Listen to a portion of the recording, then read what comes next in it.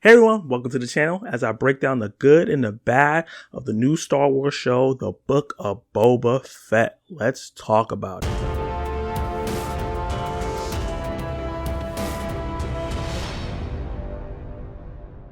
The Book of Boba Fett is set after season 2 of The Mandalorian. We discover how Boba Fett survived this dropping into the Sarlacc pit through a bunch of different flashbacks to show you how he got out and what happened in between that time and now the present day, where he's now taken over Jabba the Hutt's place as the Daimyo of Tatooine.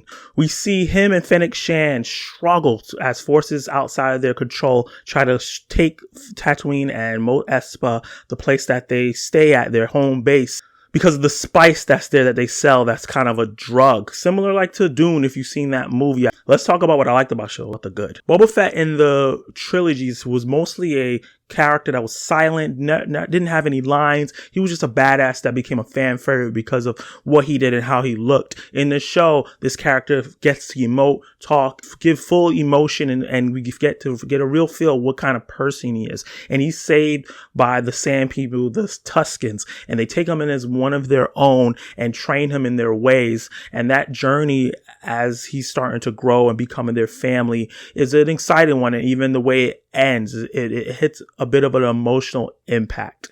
I really liked how that was executed for the most part. It really gave a little extra layer to this character that really didn't have any layers at all. As we go through these flashbacks as Boba Fett in the present day is healing from all his wounds from the battles and surviving the Sarlacc pit, we get to see him meet Fennec Shand. We get to see how he gets to Mos Espa and take over as Jabba Hutt's new replacement as the leader, as the Daimyo, as they call him. Different from The Mandalorian. The Mandalorian is more of a space western and takes a lot of the things from classic westerns and put it into a Star Wars context. This show feels more like a mafia Godfather show, where they take those aspects and add them into the show in the beginning of it, where he's now trying to get all the families together under his rule and make Mos Espa a better place. With all that said, I have to address the elephant in the room. Okay, Bojack, do you want to talk about the elephant in the room? Wow. Okay. You know what? Here's, first of all, wow. All right. I can't even. You know what? Wow. He is never going to forget that. The two best episodes of this series are two episodes where Boba Fett, the titled character, is only in it for like 30 seconds. The first episode focuses on the Mando himself, the Mandalorian. This is the way. I was super excited to see this character. There was a level of respect that they have for this character that you don't see happen to Boba Fett in this series.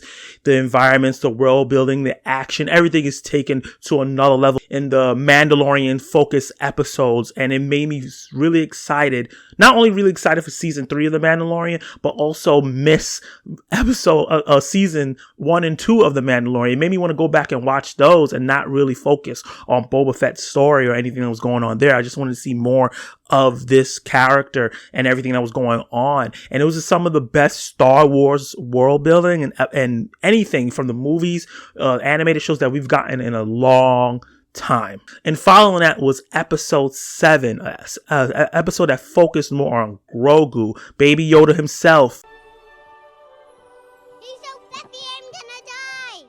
Which was exciting because that character is such a untapped resource for potential and growth, and we got to see him emote and interact with Luke Skywalker and Ahsoka and be able to be trained and do different things, and he had to make a crucial choice. Real easy things that they did with these two characters was develop their motives, develop what is going to happen in the future. You can kind of see where they're going, and also make these characters very interesting on their own. One thing I felt like was going on, one negative with The Mandalorian season 1 and 2, I didn't know if Mando can hold a show without Grogu, and now that they separated at the end of season 2, I was wondering what are they going to do with this character. But with that Mandalorian focused episode, I saw that he can hold a show on his own, and his world and everything he's doing is still very interesting on his own. And then Grogu himself and his cast of characters that he's dealing with the Jedi is interesting as itself. And most of my review right now is talking about the Mandalorian and Grogu, not much of Boba Fett. And that's where I'm going to switch off from the good and go into the bad. If you remove the Mandalorian episodes from this show and you just focus on what they gave Boba Fett, this show almost feels like a waste of time. There's no character development for Boba Fett or Fennec Shand. There's no clear motives for why Boba Fett wants to be the Daimyo so bad, and what changed him so much in his character that he would want to do any of this stuff. I don't know if they were trying to show that with the past episodes with him dealing with the Tuskens, but it never came back around in a way where it made sense, where a light bulb went off in my head. And also, The Mandalorian, the first of these Disney Plus Star Wars series, each episode was directed by a different director. It had Jon Favreau and Dave Filoni helming the writing of it. So, it would be somewhat consistent.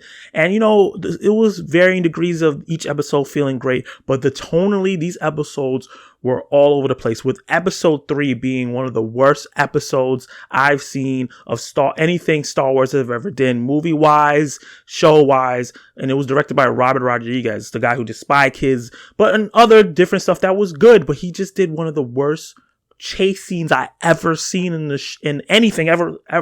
You think you see Star Wars, see this advanced technology, you would think that it would be fierce and fast, especially after we had the speed racer parts in the prequel series. And this is just not good at all. And it was just very obvious.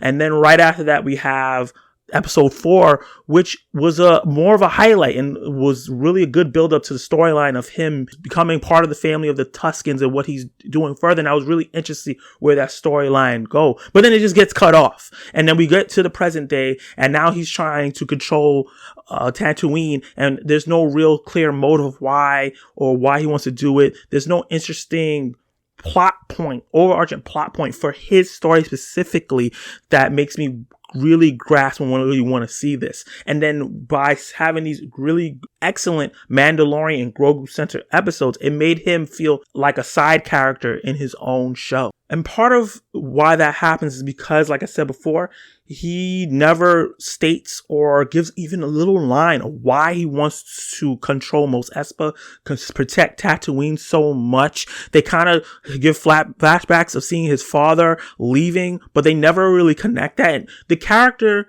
is a stoic character that doesn't speak too much. He's supposed to be a badass. That's another issue. He got ass kicked a lot. So in all the badassery that he got, the main thing from him before in the trilogies was that he was a badass. But now he was getting his ass kicked all the time. So now you take that away, and then he's not a character that talks or emotes or says emotions a lot. So there's nothing really there. And then when you pair him with someone like Fennec Shand, I love the actress that plays her. She's my bae from Agents of S.H.I.E.L.D. But they made her play another stoic character. When you have two stoic characters with unclear motives, and then they pair him with the Mandalorian, who's a better character than him, but also still stoic.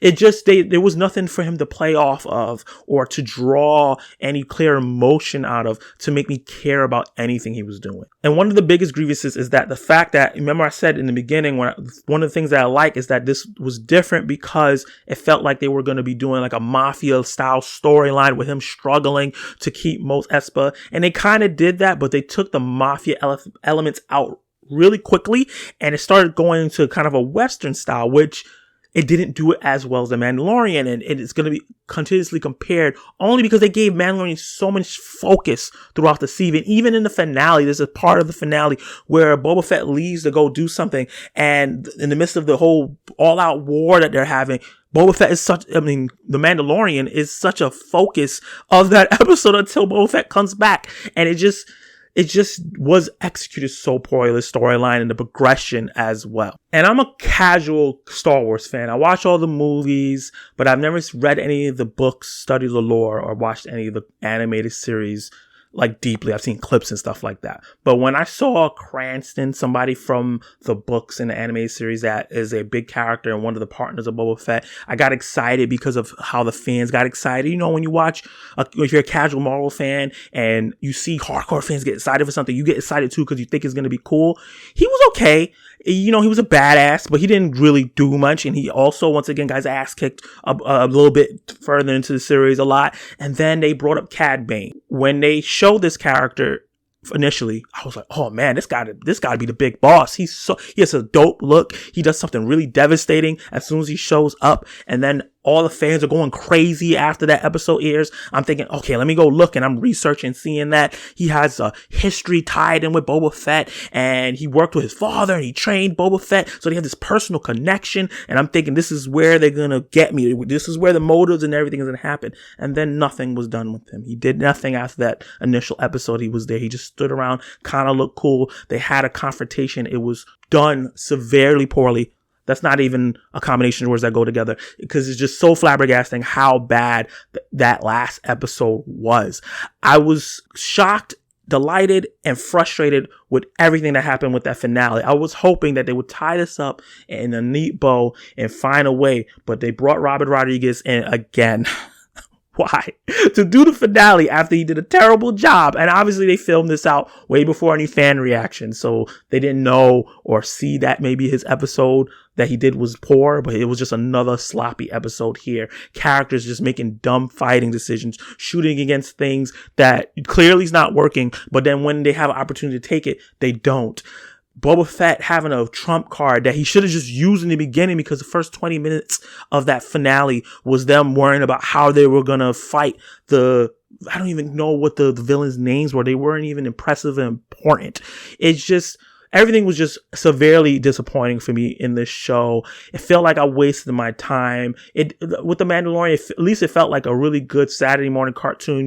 You watch it every Wednesday or every Friday, I think, that it used to come out, and you would enjoy something lighthearted and great until it got to the deeper and darker episodes. But this never got off the ground. Let me just talk about my verdict. The Book of Boba Fett is a disappointment through and through, especially after the great first 2 seasons of The Mandalorian. He was interesting when he showed up in season 2, and I was excited to see his spinoff because a lot of the Star Wars fans was excited for him. The trailers looked really cool and looked like it was going to be a more serious and darker tone than The Mandalorian, but they never came up with any of those promises. They didn't. I was very happy to see Dave Filoni and Jon Favreau try to pull it off again, because they did such a great job with Mando, but they lost it here with poor director choices, focusing too much on the first character and making the second character look bad, and underutilizing every single character in this show. And it's hard for me to recommend this. I'll say watch the last 3 episodes if you like The Mandalorian, because it fleshes all that out, and to see the disaster that the last episode was. But other than that, as a series, it's hard for me to recommend, and I have to give it a D. Like the video, comment your thoughts on the book. I was about to say Mandalorian season 2.5. The Book of Boba Fett season 1. Hopefully there's a season 2. They improve on this greatly. Let me know if you thought this was fantastic, if you thought it was garbage like I thought it was, and hit the subscribe button to join the family. Hit the notifications bell to see out my upcoming reviews. I have a bunch of different reviews coming up for Raising Dion, Dota's Dragon Blood, and more. I hope everyone has a great day. Be well and watch more right now.